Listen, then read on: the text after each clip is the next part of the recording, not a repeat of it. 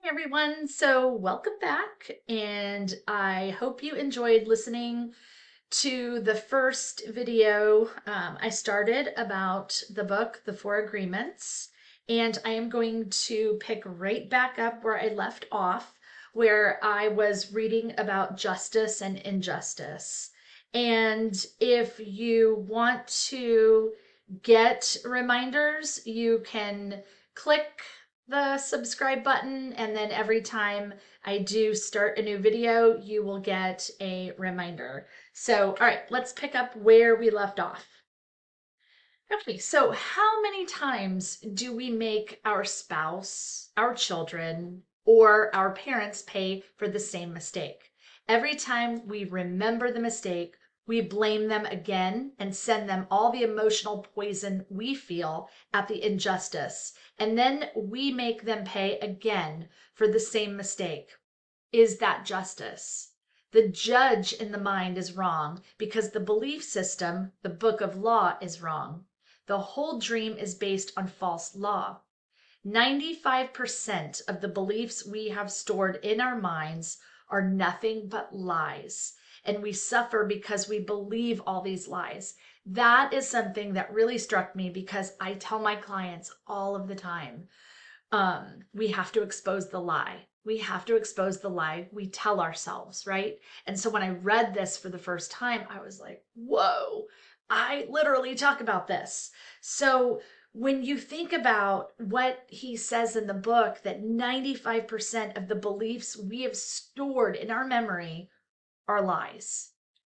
Think about that. What does that mean for you? What does that mean about, what lie do I tell myself, right? Are these lies that you made truths in your mind based on what others told you, based on other people's perception, based on your upbringing, based on, oh my gosh, the list goes on. So I found that was really striking. And it's important, to expose the lie, right? Because in order to become authentic and become truth tellers, right? Like Brene Brown talks about, we have to start conversing with ourselves in truth. We have to start believing with what we say about ourselves and not what others say. All right. So, and mind you, I say that because of the lies that we tell ourselves, right? Based on other perceptions, we destroy not only our lives, but our relationships, our friendships, our work environments, everything. All right. In the dream of the planet, it is normal for humans to suffer, to live in fear, and to create emotional dramas. The outside dream is not a pleasant dream. It is a dream of violence, a dream of fear, a dream of war, a dream of injustice. The personal dream of humans will vary, but globally, it is mostly a nightmare.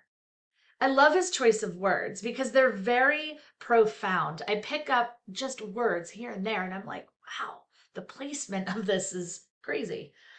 All right, if we look at human society, we see a place so difficult to live in because it is ruled by fear. Fear will destroy you. All right, throughout the world, we see human suffering, anger, revenge, addictions, violence in the street, and tremendous injustice. It may exist at different levels in different countries around the world, but fear is controlling the outside dream. Wow. Think about it. Here we are. If you're listening to this now for the first time, if this goes on later, okay, it'll be a different year. But currently, we are in 2024. And there is a lot, I mean, a lot going on in 2024. I don't need to tell you everything that's going on, but think about everything that is occurring this year.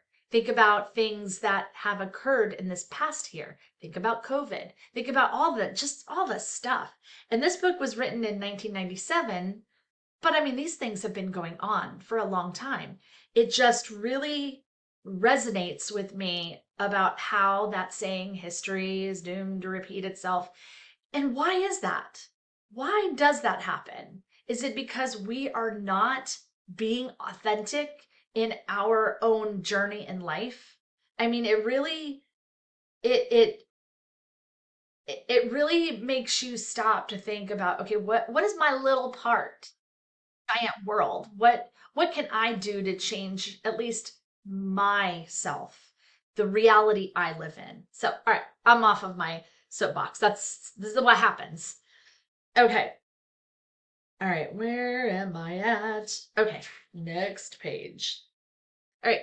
If we compare the dream of human society with the description of hell that religions all around the world have promulgated, sorry, we find they are exactly the same. Religions say that hell is a place of punishment, a place of fear, pain, and suffering, a place where the fire burns you. Now, again, this is all in the book. Take it in the context of what you will. All right. I am not stating anything or your beliefs as true, not true. Just reading and then dissecting. All right. Fire is generated by emotions that come from fear. I want you to really think about that one. All right. Fire is generated by emotions that come from fear. Whenever we feel the emotions of anger, jealousy, envy, or hate, we experience a fire burning within us, right? You feel it internally. You get so immersed in it that you just want to do what it is you want to do. That's between each person. But that's kind of what he's saying in this book. We are living in a dream of hell. Now, mind you, this whole theme in this book, right, where we started was we're living in a dream. No matter if we're up or we're sleeping, it's a constant dream. All right, if you consider hell as a state of mind, then hell is all around us. Others may warn us that if we don't do what they say we should do, we will go to hell. Bad news. We are already in hell, including the people who tell us that. No human can condemn another to hell because we are already there. Others can put us into a deeper hell, true, but only if we allow this to happen. Now, when I was reading this for the first time, I was like, no, I'm correcting you. But then he said it. So I think it's really important. Others can put us into a deeper hell, true, right? Again, only if you allow them to have that power. That's where, what I get out of that. If you give the power to someone to put you in hell in your mind, then is it really them? No, not really. It really is you because you've allowed them to create that space in your brain for that to occur. All right. Every human has his or her own personal dream. And just like the society dream, it is often ruled by fear. We learn to dream hell in our own life, in our personal dream. The same fears manifest in different ways for each person, of course, but we experience anger, jealousy, hate, envy, and other negative emotions. Our personal dream can also become an ongoing nightmare where we suffer and live in a state of fear. But we don't need to dream a nightmare. It is possible to enjoy a pleasant dream. Imagine that. All of humanity is searching for truth, justice, and beauty. We are on an eternal search for the truth because we only believe in the lies we have stored in our mind. We are searching for justice because in the belief system we have, there is no justice. How many times have you said that to yourself, right? I mean, just think about it. We search for beauty because it doesn't matter how beautiful a person is. We don't believe that person has beauty. We keep searching and searching when everything is already within us. There is no truth to find. Wherever we turn our heads, all we see is the truth. But with the agreements and beliefs we have stored in our mind, we have no eyes for this truth. We don't see the truth because we are blind. What blinds us are all those false beliefs we have in our mind. We have the need to be right and to make others wrong. I had to sit with that one too. In my own life, there have been times, many times, especially in my past, not now, where the need to be right, when I think about it, what was that about? What was that for? And what purpose did it serve? Really, nothing. We trust what we believe, and our beliefs set us up for suffering. It is as if we live in the middle of a fog that doesn't let us see any further than our own nose. And okay, when I read that for the first time, I was like, whoa, here we go again. Because I'm consistently telling my clients when they are talking about their depression or their anxiety, I talk about fog. I talk about it's like you're in a glass, right? You're in a glass jar. And in that jar, it's filled with fog. And you are not able to see through the fog because of that deep, heavy feeling, right? That depression, that I can't get myself out of it.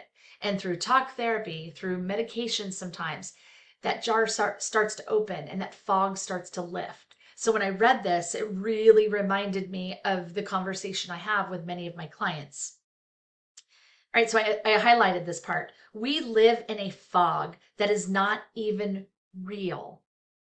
Ugh, think about that. It's not even real. This fog is a dream, your personal dream of life, what you believe, all the concepts you have about what you are, all the agreements you have made with others, with yourself, and even with God. Your whole mind is a fog, which the Toltecs call mitote. It's mitote, pronounced mitote. Your mind is a dream where 1,000 people talk at the same time and nobody understands each other. This is the condition of the human mind, a big mitote, and with that big mitote, you cannot see what you really are. In India, they call the mitote Maya, which means illusion. It is the personality's notion of I am. Everything you believe about yourself and the world, all the concepts and programming you have in your mind, are all the mitote. We cannot see who we truly are. We cannot see that we are not free. And that, I'm going to say, is a big reason I tell my clients I don't give advice. I am not going to tell you how to feel, how to think, how to believe, what you should do. I can tell you this, I can say this, but if I tell you you're beautiful, if I tell you you're intelligent, if I tell you anything, right? You already believe what you've told yourself, right? And 9 times out of 10, what you've told yourself is a lie, right? Based on other people's perceptions. So it's really important to distinguish and to decipher fact from fiction. Is this really my voice, or is this the voice of others throughout all of my years, all of my traumas, all of my pain? So it's really something to reflect on. All right, that is why humans resist life. To be alive is the biggest fear humans have.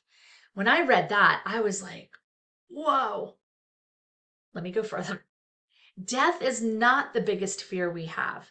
Our biggest fear is taking the risk to be alive. The risk to be alive and express what we really are. We have learned to live our lives trying to satisfy other people's demands. We have learned to live by other people's points of view because of the fear of not being accepted and of not being good enough for someone else.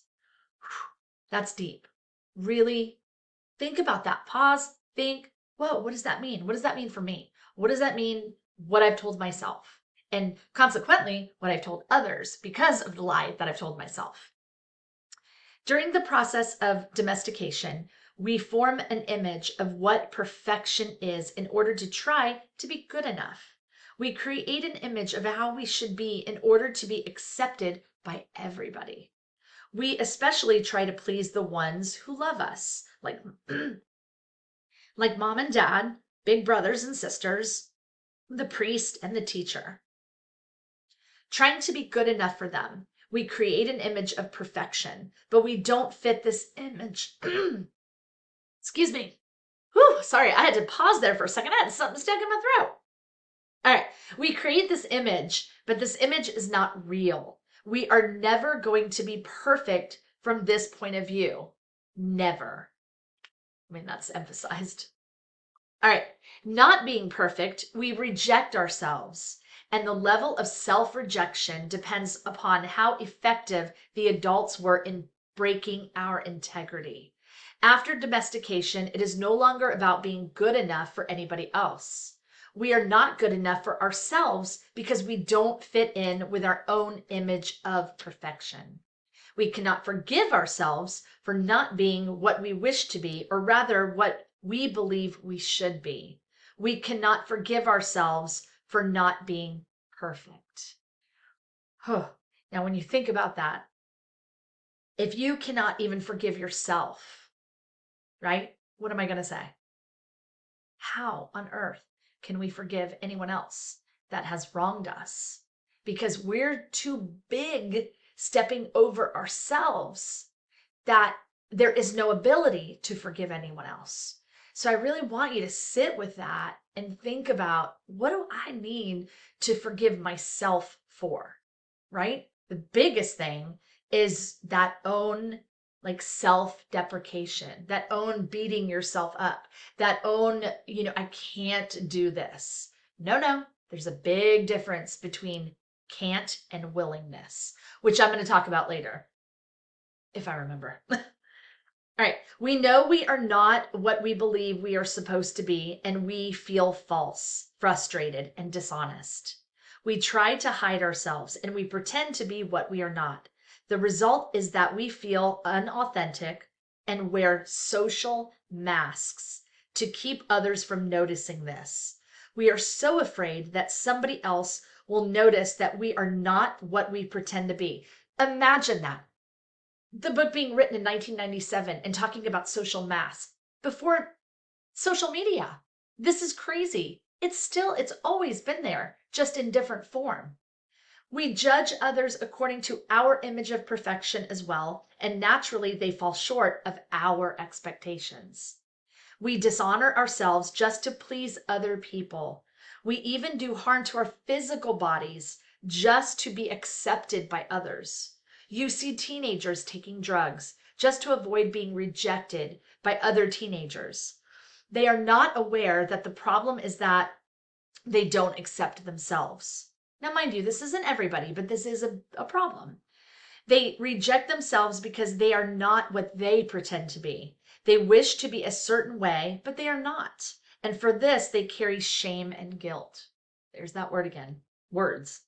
Humans punish themselves endlessly for not being what they believe they should be.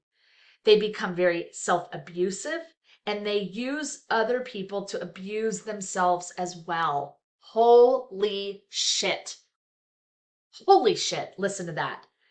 Humans punish themselves endlessly for not being what they believe they should be. They become very self-abusive and they use other people to abuse themselves as well. I'm going to continue. But nobody abuses us more than we abuse ourselves. And it is the judge, the victim, and the belief system that make us do this. True, we find people who say their husband or wife or mother or father abuse them, but you know that we abuse ourselves much more than that. The way we judge ourselves is the worst judge that ever existed. If we make a mistake in front of people, we try to deny the mistake, cover it up. But as soon as we are alone, the judge becomes so strong, the guilt is so strong, and we feel so stupid or so bad or so unworthy. In your whole life, nobody has ever abused you more than you have abused yourself. And the limit of your self-abuse is exactly the limit that you will tolerate from someone else. Oh my God, holy shit again. When you think about the partners you've chosen in your life and you think about how they abused you, whether emotionally, physically, they cheated on you, they told you lies, and you think about how you've accepted that, right? You've accepted that behavior. Think about it. It's because of your own self-abuse. That one really kicks you in the ass. All right. If someone abuses you a little more than you abuse yourself, you will probably walk away from that person. But if someone abuses you a little less than you abuse yourself, you will probably stay in the relationship and tolerate it endlessly. Whoa, a lot of personal revelations I had in that one from years ago. And a lot of revelations, I see that in my clients. Because they abuse themselves so much already, they accept that saying, accept the love you think you deserve, because, hey, it's not as bad as this, it's not as bad as that. They sell themselves on the lie. If you choose, or I'm sorry, if you abuse yourself very badly, you can even tolerate someone who beats you up, humiliates you, and treats you like dirt. Why? Because in your belief system, you say, I deserve it. This person is doing me a favor by being with me. I'm not worthy of love and respect. I'm not good enough. Do you know how many times I have heard clients say that to me? Over and over again. Shit. Do you know how many times I've said that about myself in the past before I was free of my relationship? I mean, I said that to myself. And you know what? Now I have a relationship with me and I love it. And you know, I'm gonna get off, I'm off track, but it's really important to really highlight, listen, understand what he is trying to say in this book. We have the need to be accepted and to be loved by others, but we cannot accept and love ourselves. Now, I know it's cliche, self-love, love yourself, and all that stuff, but the way that this book breaks it down is amazing. And I love having something to teach from because, quite frankly, I do get tired of love yourself, self-love. There's a way to say it, there's a way to make someone own that and believe it versus just saying the words, right? Sometimes the words aren't enough. It's really catching someone in their understanding. All right, so we have the need to be accepted and to be loved by others, but we cannot accept and love ourselves. The more self love we have, the less we will experience self abuse. Self abuse comes from self rejection, and self rejection comes from having an image of what it means to be perfect and never measuring up to that ideal. Our image of perfection is the reason we reject ourselves. It is why we don't accept ourselves the way we are and why we don't accept others the way they are. All right, now this goes into Prelude to a New Dream. Very short, hopefully keep it at 30 minutes. There are thousands of agreements you have made with yourself, with other people, with your dream of life, with God, with society, with your parents, with your spouse, with your children. But the most important agreements are the ones you made with yourself. It all starts with you. Everything has to start with you. In these agreements, you tell yourself who you are, what you feel, what you believe, and how to behave. The result is what you call your personality. In these agreements, you say, this is what I am. This is what I believe. I can do certain things, and some things I cannot do. That's okay. This is reality.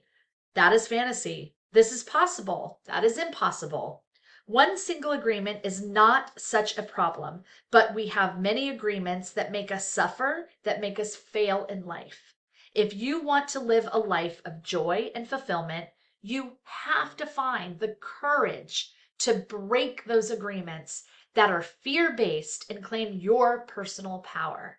The agreements that come from fear require us to expend a lot of energy, but the agreements that come from love help us to conserve energy and even gain extra energy. I'm almost done.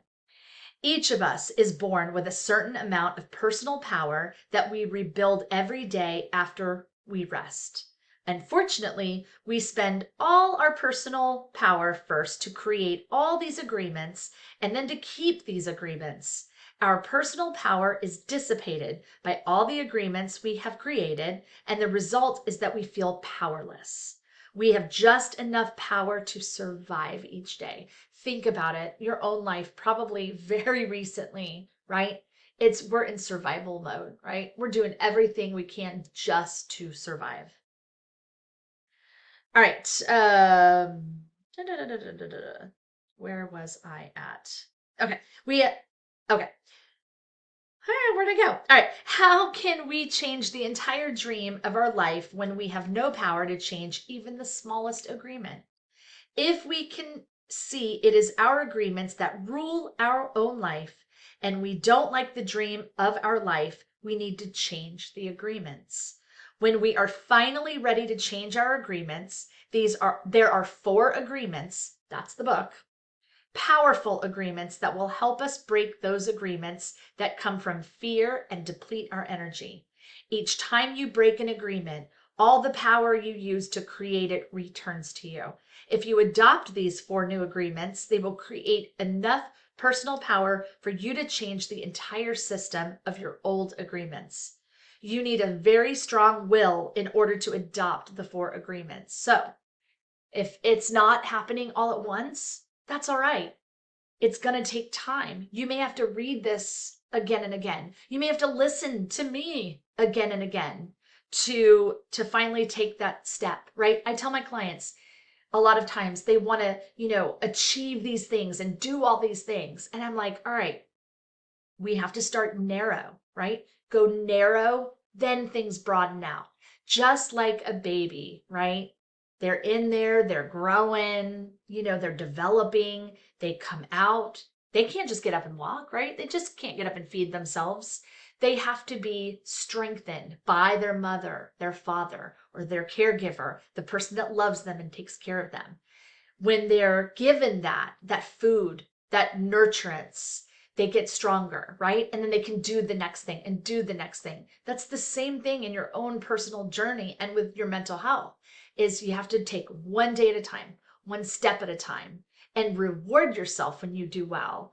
And we don't condemn ourselves when we make mistakes. We own up to them, but then we move through them. All right, so each time you break an agreement, all the power you used to create it returns to you. Remember that. All right, so you need a very strong will to adopt these 4 agreements.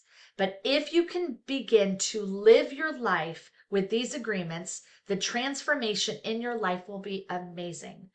Wouldn't it be nice for whatever time you have left on this earth to live in amazingness, right? To just live in peace and joy. Wouldn't that be awesome? I mean, I know it would be. All right.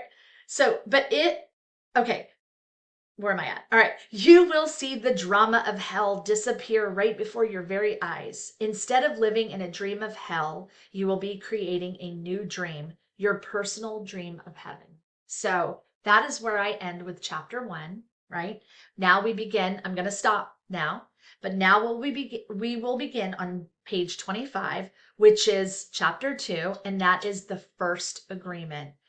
And the first agreement, just to kind of get you ready for it, the very first agreement is be impeccable with your word. That's the first agreement. And I'll give you a little snapshot. Be impeccable with your word. Speak with integrity. Say only what you mean. Avoid using the word to speak against yourself or to gossip about others. Use the power of your word in the direction of truth and love.